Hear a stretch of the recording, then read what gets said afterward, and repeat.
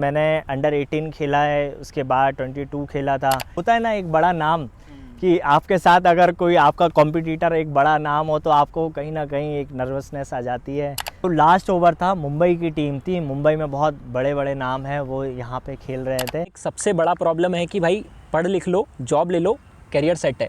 अब एक ओवर में आपने 3 विकेट लिए। स्पोर्ट्स को कोई ये नहीं देखता है कि स्पोर्ट्स को बहुत अच्छा मानता है। स्पोर्ट्स तो ये है कि आज है कल नहीं है। उससे मतलब सिलेक्शन हो के आप एमपी की टीम में जाते हो। क्रिकेट में फेवरेटिज्म होता है, मतलब कि जुगाड़ होता है। आपके साथ ऐसा कोई इंसिडेंट हुआ है कि आपको किसी ने अप्रोच किया हो यार कि चलो मैं तुम्हारा रेफरेंस लगवा देता हूँ, मैं तुम्हारा सिलेक्शन करवा देता हूँ? Hello everyone, welcome to Uncast. और आज के इस एपिसोड में हमारे साथ है अभिषेक विद अभिषेक, दोनों अभिषेक परमार, और ये एक क्रिकेटर हैं। सो आज हम इस वीडियो में जानेंगे कि एक क्रिकेटर की जर्नी कैसी होती है।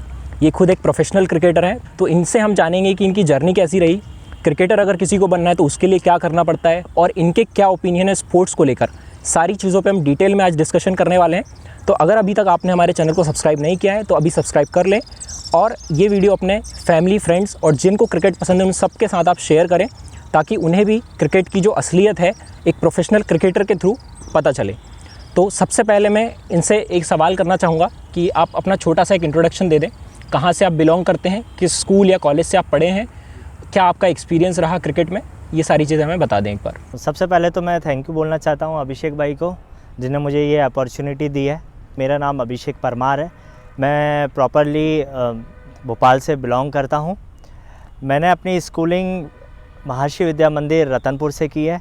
देन उसके बाद मैंने अपना college life career college Govindpura से की है। उसके बाद मैंने बरकतुल्लाह यूनिवर्सिटी से बीपीएड किया है, एंड अभी मेरा मास्टर चल रहा है। एक चीज़ और कि आपके इसमें क्रिकेट को लेके क्या क्या अचीवमेंट्स हैं, या आप थोड़ा सा क्रिकेट का आपका बैकग्राउंड बता दें, ताकि व्यूअर्स को एक आइडिया लग जाए कि आपने मतलब कहाँ कहाँ पे क्रिकेट खेला है, या आपका क्रिकेट में क्या एक्सपीरियंस रहा है। मेरी क्रिकेट की जर्नी यहाँ से शुरू हुई है कि मैं था 9th में, और उस टाइम पे अंडर 18 भोपाल डिवीज़न चल रहा था।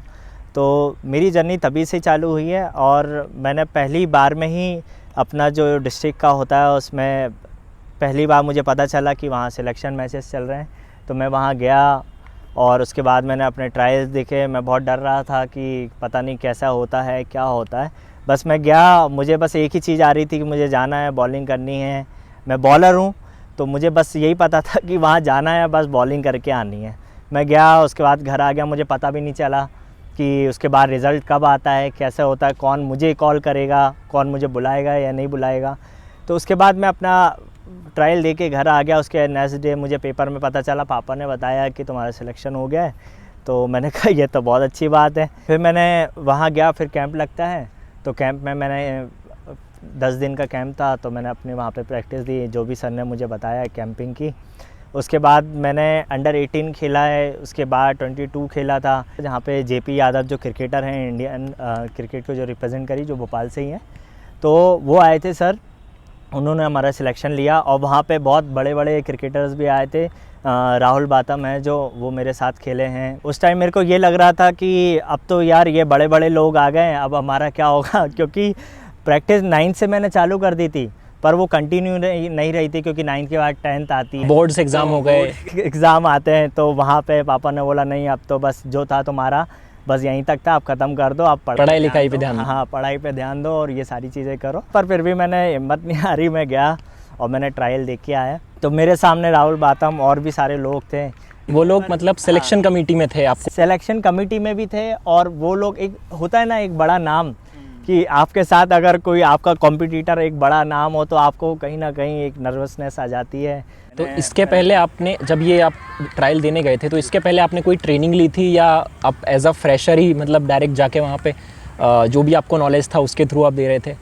नहीं, मुझे ज़्यादा नॉलेज नहीं था, क्योंकि मैंने जो अपने स्टार्ट किया था क्रिकेट से, वो अरेरा क्रिकेट एकेडमी से किया था। और उस टाइम तो मैं स्कूल में था। वो कंटिन्यू, मैंने बताया ना आपको कि वो कंटिन्यू नहीं हो पाया, क्योंकि हमारे उसमें पढ़ाई को ज़्यादा इम्पोर्टेंस देता है कि आपको पढ़ाई ही करनी है। ये खेलना कूदना तो बस उनके लिए ये है कि आप गए आधे घंटे आपने खेल लिया, वो एंटरटेनमेंट के पर्पज से या हो सकता सिर्फ वही देखा जाता है, वही देखा जाता है। तो हमारे लिए वो प्रियोरिटी क्रिकेट को ज़्यादा नहीं, स्टडी को ज़्यादा ऊपर माना जाता है हमारे सोसाइटी में। फिर भी हमने कोशिश करी, हम गए, वो कंटिन्यू नहीं हुआ, पर फिर भी मेरा 18 निकल गया था। उसके बाद में जब मैं कॉलेज में आया तब मैंने दिया था, तो मैं वेरी फ्रेशर ही था। तो अंडर 18 की हम जो बात कर रहे हैं तो वो थोड़ा सा हमारे व्यूअर्स को बता दो। जैसे मैं भी इतना ज़्यादा क्रिकेट अब नहीं देखता हूँ, पहले बचपन में खेलते भी थे। तो अंडर 18 की जो आप बात कर रहे हैं वो मध्य प्रदेश की बात कर रहे हैं या कॉलेज लेवल पे होता है, कैसे होता है, थोड़ा उसके बारे में बता दीजिए। अंडर 18 अभिषेक ऐसा होता है कि आप जहाँ भी रहते हो ना, वहाँ से आपका डिवीज़न आता है। जैसे मैं भोपाल से रहता हूँ तो मेरा भोपाल डिवीज़न आता है। आप अगर सीहोर से हैं तो आपका सीहोर डिवीज़न आता है। कोई होशंगाबाद है, कोई रीवा, जबलपुर। क्राइटेरिया रहता है कि पहले आप डिवीज़न लेवल पे खेलते हो, उसके बाद फिर आपका सारे डिवीज़न्स का मैच होता है, जिससे एमपी की टीम बनती है। तो जहाँ मैंने सिलेक्शन दिया था वो 18 का मैचेस था जो डिवीज़न लेवल पे हुआ था, वो मैंने वहाँ पे। उससे मतलब सिलेक्शन हो के आप एमपी की टीम में जाते हो? जी, उससे आप 18 खेलते हो, डिवीज़न खेलते हो, उसके बाद आप मध्य प्रदेश की जो मेन टीम होती है उसमें आपको मौका मिलता है। हाँ, जो स्टेट बोलते हैं। तो एक चीज़ और मैं यहाँ पे जानना चाहूँगा, जैसे आपने बताया कि 9th क्लास में आपको क्रिकेट का चस्का लग गया था, तो आपने एक्चुअल में कब डिसाइड किया कि अब मुझे क्रिकेटर ही बनना है या क्रिकेट के फील्ड में मुझे आगे बढ़ना है? मैंने शुरू तो 9 से किया था, पर मेरे साथ ऐसा हुआ था कि मुझे मेरे अपने पिताजी का बहुत डर है। तो मैं डरता था कि यार मैं खेलने जाऊंगा, पिताजी फ़ोन कर देंगे, बुला लेंगे, तो मेरा कंटिन्यू नहीं रहेगा। तो उस डर से मैंने फिर पढ़ाई पे ज़्यादा फोकस किया। पर जैसे तैसे मुझे फिर मौका मिला, मेरे कोचेस ने मौका दिया मुझे कि आओ आप खेलो, इतना अच्छा खेलते हो। मेरे गांव वालों ने सपोर्ट किया कि जा यार तो क्लब में ज्वाइन कर, वहाँ खेल, यहाँ से तो कुछ होना नहीं है। तो फिर मैंने ऐसे अपनी जर्नी शुरू की। तो मैं 11th या 12th में था उस टाइम पे। तो तब से मैंने ये सोच लिया था कि अब मुझे एनी हाउ, चाहे मैं पढ़ाई में फ़ेल हूँ, चाहे मैं पास हूँ, पर तब से मैंने सोच लिया था कि अब मुझे क्रिकेटर ही बनना है। क्योंकि हमारे सोसाइटी में एक सबसे बड़ा प्रॉब्लम है कि भाई पढ़ लिख लो, जॉब ले लो, कैरियर सेट है। हाँ। उनको किसी प्रोफेशन से मतलब नहीं है। आप क्रिकेटर बनना चाहते हो, आप एक्टर बनना चाहते हो, अब तो यूट्यूबर भी एक प्रोफेशन हो गया है, लेकिन समाज में उस चीज़ के लिए मतलब अवेयरनेस ही नहीं है। तो हमारा मोटिव यही था कि हम इनकी जर्नी दिखाएं, जिससे जो लोग क्रिकेट में आगे जाना चाहते हैं या जिनके अंदर वो काबिलियत है, वो लोग एक प्रोसेस को समझ पाएँ। अगला क्वेश्चन मेरा ये है कि जब आपने डिसाइड कर लिया कि अब आपको क्रिकेटर बनना है, तो 11-12 हमारा बोर्ड्स का टाइम होता है, तो आपने घर पे कब बताया कि मुझे क्रिकेटर बनना है और घर वालों का क्या रिस्पॉन्स था? नहीं, मैंने उस टाइम बिल्कुल नहीं बताया कि मुझे क्रिकेटर बनना था, क्योंकि देखो अभिषेक, होता है क्या है कि अगर आप बता दोगे ना कि आपको क्रिकेटर बनना है तो वो कहेंगे फिर पढ़ाई का क्या, पढ़ेगा कौन। तो वो मैंने सिर्फ अपने अंदर रखी थी, क्योंकि मुझे देखो होता क्या है ना कि जब तक आप कुछ भी चीज़ प्रूव नहीं करोगे ना, तो आपको कोई समझेगा ही नहीं। चाहे आपके खुद के पेरेंट्स हो, चाहे आपका दोस्त हो, चाहे आपका कोई भी हो, वो आपको समझेगा ही नहीं जब तक आप उसको बताओगे नहीं। मतलब बताओगे इन द सेंस कि आप करके नहीं दिखाओगे। तो मैं बस सिर्फ अपना मौका ढूंढ रहा था कि मुझे मौका मिले, आए। फिर जैसे तैसे मेरा 18 हुआ, 22 हुआ, तो मेरा नाम आने लगा, पेपर में नाम आने लगा, मेरा नाम हुआ, सोसाइटी में नाम हुआ, भोपाल में नाम हुआ। तो तब घर वालों को भी लगा हाँ यार कुछ तो हो रहा है, कुछ कर रहा है। हमारे गांव में यहाँ जो है, हमारे इधर कोई भी नहीं है ऐसा। तो मैं वहाँ से निकला तो सबको अच्छा लगा, लोगों को हाँ, कि हमारे बीच से कोई एक निकल के गया है, कुछ अलग किया है, हटके किया। सोसाइटी में पापा को बहुत लोगों ने बोला कि यार आपका बेटा तो जो देखो वहाँ पे उसका पेपर में नाम आया, वो खेल रहा है। तो उससे फिर मुझे थोड़ा थोड़ा लगा कि हाँ पापा भी अब सपोर्ट करने लगे हैं। तो तब से मैंने फिर चालू कर दिया था अपना सब कुछ। एक चीज़ और मैं पूछना चाहूँगा कि जैसे अगर आप डिसाइड करते हो कि आपको क्रिकेट फील्ड में जाना है, तो उसका पूरा प्रोसेस क्या होता है? क्या आपको किसी एकेडमी को ज्वाइन करना पड़ता है या आप डायरेक्ट बिना एकेडमी के आप जा सकते हो? इसका थोड़ा सा बताओ, और इसमें कितना खर्चा आता है वो भी आप ऐड कर देना। देखो अभिषेक, होता है क्या है ना कि आप ऐसे ही जाके कहीं भी, आप ऐसा नहीं है कि डायरेक्ट जाओगे सिलेक्शन में और सिलेक्शन देके आओगे। क्राइटेरिया होता है, एक प्रोसेस होती है कि आपको सबसे पहले एक एकेडमी ज्वाइन करनी पड़ती है, वहाँ पे आपको प्रैक्टिस करनी पड़ती है, कोच के अंदर आपको प्रैक्टिस करनी पड़ती है। तो फिर एकेडमी वाले आपको सिलेक्शन में भेजते हैं कि हमारी एकेडमी से इतने लोग जा रहे हैं, सिलेक्शन दे के आ रहे हैं, तो आपको एकेडमी तो ज्वाइन करनी ही पड़ेगी। उसके बाद जैसे ही आप एकेडमी ज्वाइन करते हैं, आप कुछ टाइम आप प्रैक्टिस करोगे तो आपको कोचेस बताएंगे कि जाइए, आप सिलेक्शन हो रहा है, जैसे अंडर 18 हो रहा है, 22 होता है, 23 होता है, 25 होता है, फिर सीनियर्स होते हैं जिसे हम ओपन भी बोलते हैं। तो ऐसे बहुत सारे टूर्नामेंट होते हैं, तो आपको जाना पड़ता है एकेडमी ज्वाइन करके ही। तो अगर कोई इंसान चाहे कि जैसे कुछ लोग हैं जिनके पास पैसे का लिमिटेशन है या भाई फैमिली सपोर्ट नहीं कर रही, लेकिन हमारा मोटिवेशन अंदर से कि यार हमको क्रिकेट में ही जाना है, तो क्या ये ज़रूरी है कि वो एकेडमी के थ्रू ही जाएगा? ये तो आप सही कह रहे हैं कि बहुत सारे लोगों के साथ प्रॉब्लम ये आती है कि वो एकेडमी की फ़ीस नहीं दे पाते, क्योंकि एकेडमी की फ़ीस ऐसा तो है नहीं है कि 200 रुपये है, 300 रुपये है। एकेडमी की फ़ीस होती है कम से कम 1000 रुपये मंथ की। तो जो सब कुछ मिला जुला कर वो हो जाती है 12-15 हज़ार हो जाती है। उसके बाद फिर हमें अपने इक्विपमेंट ख़रीदने होते हैं, हम बैट ले रहे हैं, फिर हमारा डाइट होता है, फिर हमें अच्छे जूते, अगर मैं बॉलर हूँ तो मुझे अच्छे जूते लेने पड़ेंगे, मैं अगर बैट्समैन हूँ तो मुझे अच्छा बैट लेना पड़ेगा, और अगर मैं गलती से ऑलराउंडर हो गया तो मुझे दोनों चीज़ चाहिए।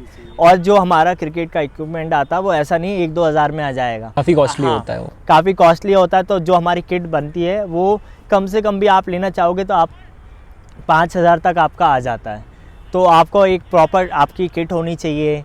5000 जो आप बता रहे हैं वो एक बॉलर के लिए बता रहे हैं या बैट्समैन के लिए बता रहे हैं? उसमें क्या क्या किट्स हैं, थोड़ा सा अगर ये मैं जो 5000 का बता रहा हूँ ना, ये एक आप ये समझिए कि एक बेसिक है।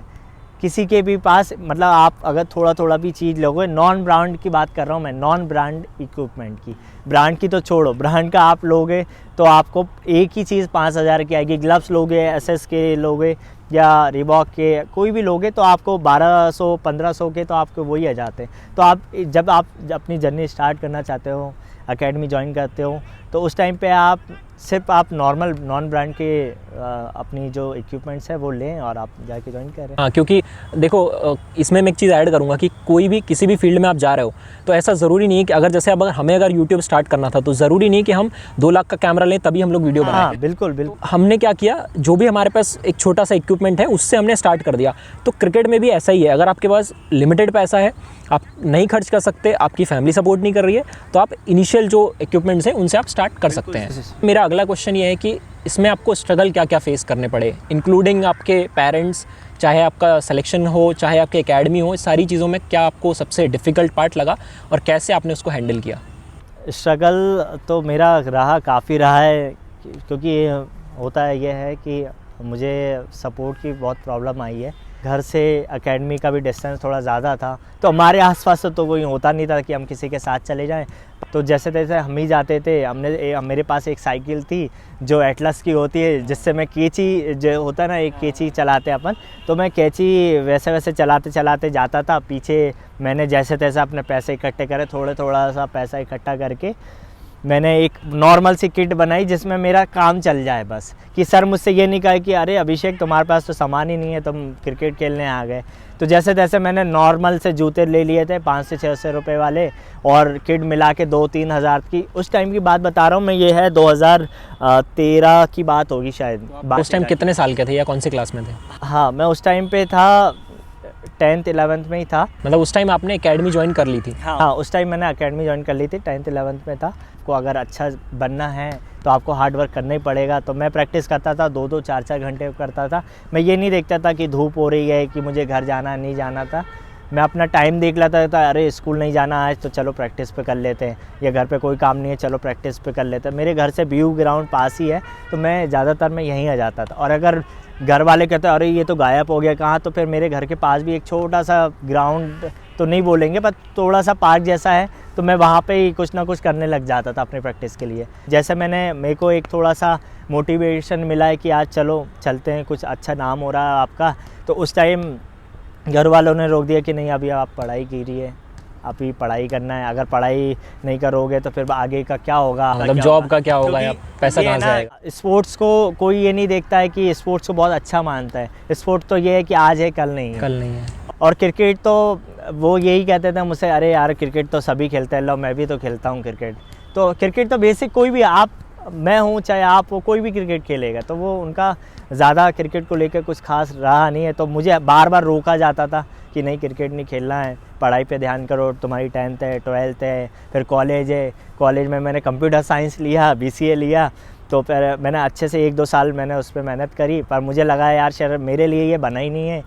हाँ, फील हो गया कि पढ़ाई में कैरियर नहीं है मेरा। और वो मुझे आ तो गया था, जब मैंने एकेडमी ज्वाइन करी तभी मुझे फील आ गया था, पर वो एक होता है ना कि आपको पीछे से डर है कि यार नहीं पढ़ूंगा तो पापा क्या बोलेंगे, बाकी लोग क्या बोलेंगे, तो पढ़ना मस्ट कंपलसरी हो जाता है आपके लिए। मेरी किस्मत जो बोलते हो ना कि आपका एक टाइम आता है, ऐसा एक टर्निंग पॉइंट जिसे बोलते हैं, वो आता है ना, वो मैं बताना चाहूँगा आपको कि BU ग्राउंड पे आज जहाँ हम बैठे हैं ना, हम यहीं बैठे थे, हमारा मैच चल रहा था। तो लास्ट ओवर था, मुंबई की टीम थी, मुंबई में बहुत बड़े बड़े नाम हैं, वो यहाँ पे खेल रहे थे और आखिरी ओवर कोई डालना नहीं चाह रहा था क्योंकि उस टाइम सिर्फ 8 रन चाहिए थे और 8 रन T20 में कोई भी बना देता है। तो सब ने अपने हाथ ऊँचे कर दिया था कि यार मैं तो नहीं डाल रहा हूँ, और उस टाइम मैं था नया, फर्स्ट ईयर में था। तो होता क्या है ना कि यार कैप्टन ने बोल दिया कि यार लो परमार तुम बॉल डाल दो, देखो जीत गए तो तुम्हारे लिए अच्छा है, और अगर हार गए तो कोई बात नहीं। पर मैंने कहा चलो ठीक है, मौका मिला तो इसे छोड़ना नहीं चाहिए, और वही मौका मैंने बहुत अच्छा बना लिया। उस टाइम सिलेक्शन कमेटी बैठी थी यहीं पे, और बस मेरे मन में यही था कि यार मुझे जाना है, बॉलिंग अच्छी करनी है, और मैंने वही किया। मैं गया, बॉलिंग डाली, पहली डॉट, दूसरी डॉट, फिर तीसरी पे विकेट आया।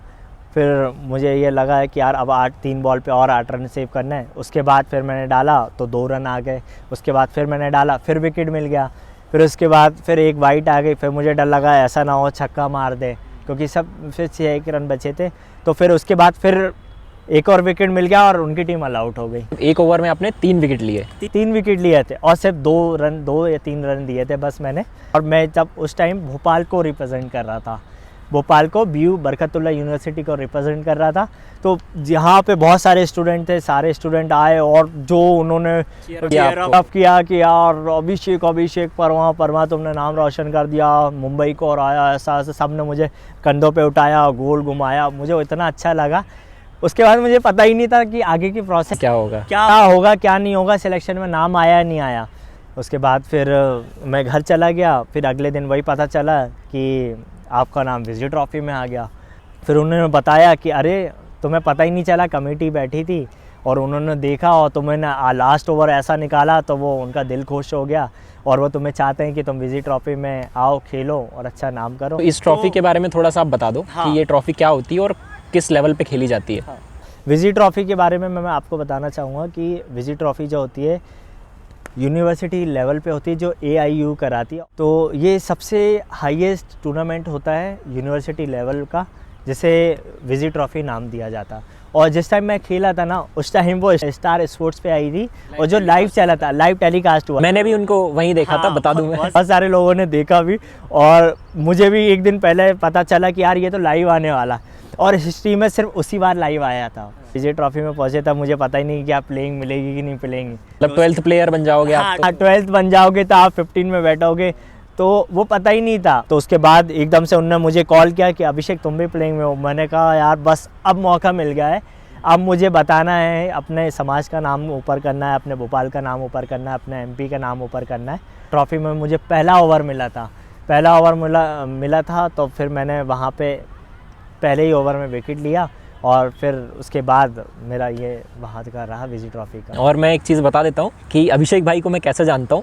पर्सनली मैं आज पहली बार मिल रहा हूँ, बट इनको मैंने उस जो मैच था इनका विजय ट्रॉफी, उसी का जो क्लिप लोगों ने व्हाट्सएप पे या फेसबुक पे शेयर किया, उसके थ्रू, और जो वीडियो शेयर किया, वहाँ से मैंने जाना कि यार अभिषेक परमार करके कोई बंदे हैं जो एक मतलब लाइव टेलीकास्ट चल रहा है मैच का।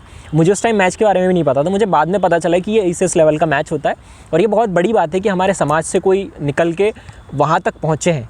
तो एक और सवाल मैं यहाँ पे आपसे पूछना चाहूँगा कि अगर किसी को क्रिकेटर बनना है तो उसको प्रोसेस हमने बता दिया, अब उसके अंदर ऐसी क्या 3 क्वालिटी आप बता दीजिए जो होना चाहिए कि उसके बिना वो क्रिकेटर नहीं बन सकता है?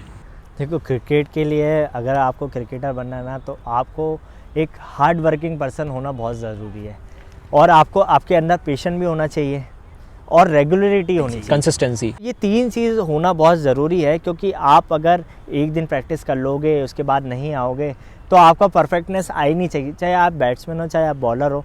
अब मैं आता हूँ सबसे कंट्रोवर्शियल मुद्दे पे कि क्रिकेट में फेवरेटिज्म होता है, मतलब कि जुगाड़ होता है, जिससे आप किसी भी एक पर्टिकुलर टीम में जाके, जैसे एक रेफरेंस दे देता हूँ मैं आपको, मैं क्या पूछना चाह रहा हूँ। फॉर एग्जांपल सचिन तेंदुलकर हैं, उनके बेटे हैं, तो क्या ऐसा हो सकता है कि वो कुछ ना करें, उनको बेसिक सा मतलब क्रिकेट उनको आता है बट वो सीधा जाके इंडियन टीम में खेल लें? या आपके आसपास ऐसा कोई एग्जांपल या आपने ऐसा एक पर्सनल एक्सपीरियंस देखा है जिसके थ्रू आप हमें बता सकें कि क्रिकेट में फेवरेटिज्म या जुगाड़ है? देखो अभिषेक ये तो बिल्कुल है और ये होता है, क्रिकेट में ही नहीं, स्पोर्ट्स में भी होता है और एजुकेशन में भी होता है, हर फील्ड में होता है। हाँ, हर फील्ड में होता है। और इसी वजह से है ना, जो एक नॉर्मल पर्सन होता है ना, जो एक जिसे हम मिडिल क्लास बोलते हैं, जो डिज़र्विंग होता है, जो डिज़र्विंग, जो एक्चुअल में वहाँ पहुँचना चाहिए, उसको मौका ही नहीं मिलता है यार। जैसे मैं एकेडमी से गया हूँ, तो एकेडमी से गया हूँ ना, तो मेरे पीछे एक टैग लग गया है कि मैं एकेडमी से आया हूँ। पर आप अगर एकेडमी से नहीं आए हो, ये आपके पिताजी कौन हैं, या आपके सपोर्टर कौन है, या जिसे आप जो आपको सपोर्ट कर रहा है, तो जब तक ये लोगों को पता नहीं चलता है ना, तो आपको कोई नहीं पूछता है। मेरे साथ ये होता ही था। मेरी एक गलती ये है कि मैं ज़्यादा अपने कोचेस से सिर्फ इतनी बात पूछता था कि सर मेरी मतलब मुझ में क्या सुधार आना चाहिए, मैं कैसा कर रहा हूँ, कैसा नहीं कर रहा हूँ। ये मैं बाकी के टर्म्स नहीं बनाता था, पर बाकी लोग बहुत होता है ना, हाँ, चापलूसी टाइप की, जो चापलूसी करते हैं। बहुत सारे लोग ऐसे होते हैं, सर के साथ बाहर आउटिंग पे जाते थे, सर के पास रहते थे, मैं प्रैक्टिस कर रहा, उनके साथ बैठ के बात कर रहे थे। तो ये मुझे तब पता नहीं चलता था, जब आपको पता चल रहा है कि आपका ट्रायल आने वाला, तब पता चलता था कि यार लो यार, इनने तो कुछ करा नहीं है, और उनका सिलेक्शन हो गया। और उनका सिलेक्शन हो गया। स्पोर्ट्स में या स्पेशली बोलूँ तो क्रिकेट में पॉलिटिक्स बोलो, फेवरेटिज्म बोलो या जुगाड़ बोलो, है मतलब यहाँ पे जो हम देसी भाषा में बोलते हैं ना, टर्म्स हैं आपके अच्छे हैं किसी से, तो वो चीज़ यहाँ पे एग्जिस्ट करती है बिल्कुल। अब एक छोटा सा पर्सनल क्वेश्चन है कि ये प्रोफेशनली क्रिकेटर हैं, बट मैं जानना चाहूँगा कि पर्सनल लाइफ में क्रिकेट के अलावा इनको क्या चीज़ें पसंद हैं? क्रिकेट के अलावा तो मुझे गाने सुनना बहुत अच्छा लगता है, और मुझे रनिंग करना बहुत अच्छा लगता है, मुझे योगा करना बहुत अच्छा लगता है। जैसे गाने में मैं थोड़ा सा डिटेल में जाऊँ, क्योंकि मेरा सॉन्ग्स में बहुत ज़्यादा इंटरेस्ट है। तो किस टाइप का म्यूज़िक पसंद है? जो आजकल हिप हॉप चल रहा है या पुराने बॉलीवुड के सॉन्ग, थोड़ा सा एक बता पाएँ? देखो हम तो स्पोर्ट्स वाले हैं, तो हमें हमेशा चीज़ें चाहिए रहती है कि कोई आपको मोटिवेट करे। तो सिर्फ मैं मोटिवेशन जो गाने होते हैं ना, जिसे हम हिप हॉप बोलते हैं आज की दुनिया में, जो रैप सॉन्ग होते हैं, मैं उनको ज़्यादा प्रेफर करता हूँ, क्योंकि वो मुझे इतनी पावर देते हैं ना। वो अभी से नहीं, मुझे कम से कम जब से मैंने क्रिकेट चालू किया ना, मेरे बहुत अच्छे जो एक सिंगर हैं, डिवाइन हैं, डिनो जेम्स हैं, बहुत अच्छे रैपर हैं।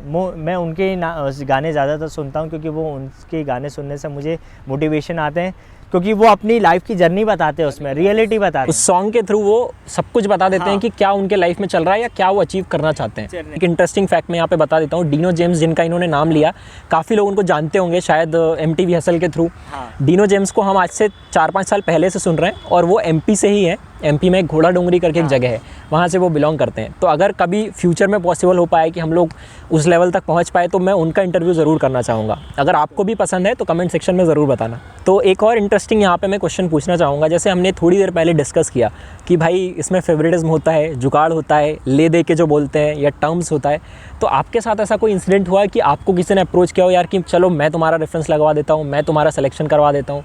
हाँ, मेरे साथ हुआ है ये। देखो क्या होता है ना, कि आपके पास जब सोर्स ना हो ना, तो आपको कहीं ना कहीं ये लगता है कि यार अब अगर ऐसे नहीं हो रहा तो कहीं पैसे से जुगाड़ हो जाए, या किसी के फ़ोन से जुगाड़ हो जाए। तो उस टाइम क्या मुझे बहुत डर लग रहा था पापा से पैसे मांगने में, कि यार इतने सारे पैसे मैं कहाँ से लाऊंगा, और मुझे खेलना भी था।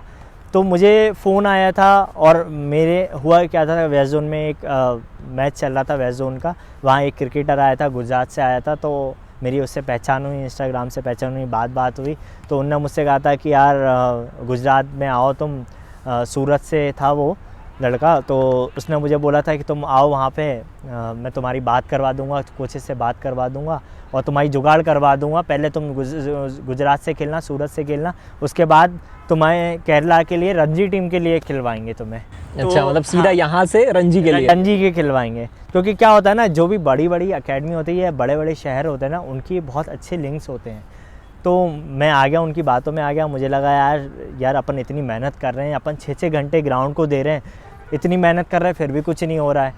क्योंकि जब आपको लगता है ना कि आप इतनी सारी मेहनत कर रहे हो उसके बाद भी आपका कुछ नहीं हो रहा, तो फिर आप दूसरे तरीके ढूंढने लगते हो कि यार पैसे से कुछ हो जाए। तो फिर मैंने ये भी सोचा कि यार चलो ठीक है ये कर लो। मुझे पता चला, उन्होंने मुझसे बोला यार कि आपको इतने इतने लाख रुपए देना पड़ेगा।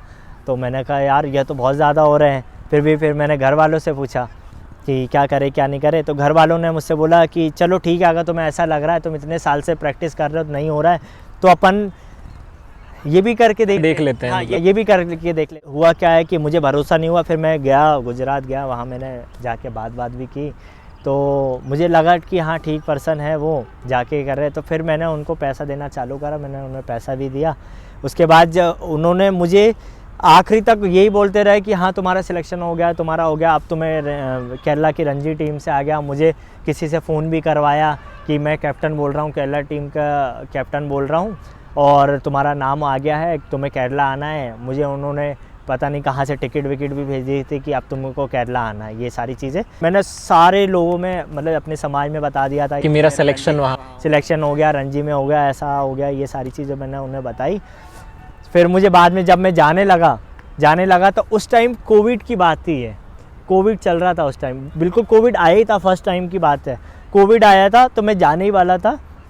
तो उस टाइम मेरे साथ ये हो गया कि उन्होंने फिर मुझसे बोला कि आप कोविड आ गया सर, अब जो है आपका नहीं हो पाएगा, अब हम आपके पैसे या तो रिटर्न कर देंगे या फिर कोविड के बाद जो भी होगा वो होगा। तो कोविड आ गया उस टाइम, मैंने अप्रोच लगाया कि मैं जाऊं नहीं जाऊं। तो उस टाइम हुआ मेरे साथ ये है कि उन्होंने फिर मेरा धीरे धीरे मुझे इग्नोर करना चालू कर दिया, मेरा फ़ोन नहीं उठाए। तो उस टाइम मेरे साथ ये थोड़ा सा एक फ्रॉड टाइप का हो गया था। तो ये चीज़ें बताने का मोटिव हमारा सिर्फ इतना है कि आप ऐसे किसी भी स्कैम में मत फंसें। अगर आपको क्रिकेटर बनना है, हमने पूरा प्रोसेस के पहले बता दिया है, प्रोसेस को फॉलो करें, अपने जो एक लीगल तरीका होता है उसी के थ्रू जाएं। नो डाउट इसमें जुगाड़ फेवरेटिज्म बहुत है, लेकिन किसी भी फ्रॉड इंसान के चक्कर में ना फंसें। अगर आपको जेन्युइनली कुछ करना है तो आप मेहनत करें। तो एक चीज़ और इसमें मैं पूछना चाहूँगा कि जैसे इसके पहले हमने एक पॉडकास्ट किया था, मैं नाम भी बता देता हूँ, कपिल भैया के साथ, कपिल परमार, जो इनके मित्र भी हैं और हमारे बड़े भैया हैं। तो उनके साथ भी हमने किया। तो हमने एक चीज़ उनसे पूछी थी कि आपको, जैसे आप एक छोटे से जगह से निकले हैं, तो स्पोर्ट्समैन्स को इतना ज़्यादा मतलब सपोर्ट नहीं किया जाता हमारे समाज में, ये बहुत सीधी सी बात है। तो कई पॉलिटिशियंस से वो मिले थे, तो आपके साथ ऐसा कोई किस्सा हुआ जहाँ पे आपको किसी बड़े जैसे स्पोर्ट्स मिनिस्टर हो गए या कोई आपके आसपास के लोकल एमएलए या कोई हो गए जिन्होंने आपको कभी सपोर्ट किया हो या मतलब प्रोत्साहन भी दिया हो, ऐसा कुछ आपका अगर कोई इंसिडेंट हो तो? हाँ, हुआ है, मेरे साथ भी ऐसा हुआ है। क्योंकि क्या होता है ना कि जब मैं विजय ट्रॉफ़ी खेल के आया तो लोगों को पता चला, हमारे जो यहाँ के जो लोकल हैं, मेरे घर के पास रहते हैं, अर्चना परमार जो है हमारे वार्ड 55 की पार्षद हैं, और मेरे मामा भी हैं जो वार्ड 54 से थे, महेंद्र सिंह परमार उनका नाम है, वो भी पार्षद रह चुके हैं। वो भी पार्षद रह चुके हैं, वो कांग्रेस से थे और ये बीजेपी से थे। उन्होंने मुझे सपोर्ट किया है, मैंने उनसे सपोर्ट भी मांगा था, उन्होंने किया था। पर राजनीति में इतनी चीज़ें चलती है कि उनके पास भी इतने सारे काम थे कि उन्होंने ज़्यादा ध्यान नहीं दिया। क्योंकि मैंने आपको पहले भी बताया है कि क्रिकेट को है ना, लोग स्पोर्ट्स को ज़्यादा नहीं मानते। स्पोर्ट्स अगर वही चीज़ अगर राजनीति की होती ना, तो कहीं ना कहीं वो आपको बहुत अच्छा सपोर्ट करते, पर वो स्पोर्ट्स का था। उन्होंने मुझे सपोर्ट भी किया है, पर ज़्यादा लॉन्ग टर्म के लिए सपोर्ट नहीं मिल पाया मुझे, तो कहीं ना कहीं मैं थोड़ा सा नीचे ही रह गया। देखो अभी हम लोग शूट कर रहे हैं, तो शूट करते टाइम धूप थी, अब थोड़ा छाया हो गई, तो हम चाहते हैं कि रात होने से पहले हम इस पॉडकास्ट को ख़त्म करें। तो एक आखिरी सवाल मैं आपसे पूछूंगा, वो बच्चे जो क्रिकेट में कुछ आगे करना चाहते हैं या जिनको लग रहा है कि मैं क्रिकेटर बनूंगा, तो वो अगर ये पॉडकास्ट देख रहे हैं या उनके पेरेंट्स अगर ये पॉडकास्ट देख रहे हैं, अगर कोई क्रिकेटर बनना चाहता है तो उनके पेरेंट्स के लिए और उन बच्चों के लिए आपका क्या मैसेज रहेगा? सबसे पहले मैं ना पेरेंट्स की बात करूँगा, क्योंकि छोटे बच्चों को पता ही नहीं चलता है कि उनको करना क्या है ना। और क्रिकेट में मेरे साथ जो बहुत बड़ी गलती हुई है ना, कि मैंने बहुत लेट स्टार्ट किया है। क्योंकि मैंने स्टार्ट किया है 9th क्लास में, और जब मैं 9th क्लास में था ना, तो उस टाइम पे जो मेरे साथ खेल रहे थे वो ऑलरेडी 5-5 साल प्रैक्टिस खेल चुके थे, और उन्होंने 5-5 साल पहले प्रैक्टिस कर ली थी। तो मुझे ये लगा यार मैं तो 5 साल पीछे हूँ। तो मैं उन बच्चों के पेरेंट्स को ये मैसेज देना चाहता हूँ कि आपके बच्चे में अगर आपको कहीं भी थोड़ा बहुत लगे ना यार कि ये स्पोर्ट्स में अच्छा कर लेगा, बहुत छोटी सी उम्र से आप उसे क्रिकेट एकेडमी में ज्वाइन करवा दें और उसको बहुत अच्छा सपोर्ट दें। क्योंकि कोई भी स्पोर्ट पर्सन हो ना, तो वो सिर्फ यही चाहेगा कि उसके पेरेंट्स उसे सपोर्ट करें। तो स्टार्टिंग से ही हमें, जब वो 6-7 साल का रहें, आप उसे तभी से उसको एकेडमी में ज्वाइन करवा दें और वहीं से आप चालू करिए उसको। बहुत अच्छी हमारी बातचीत रही और मैं अभिषेक भाई का धन्यवाद करना चाहूँगा जिन्होंने हमारे लिए इतना समय निकाला। तो पॉडकास्ट को यहीं पे एंड करते हैं और आपको ये पॉडकास्ट कैसा लगा आप कमेंट सेक्शन में ज़रूर बताना, और ऐसे ही और अच्छे पॉडकास्ट आए, आप वीडियोस देख पाएँ, उसके लिए हमारे चैनल को सब्सक्राइब करना ना भूलें। Thank you.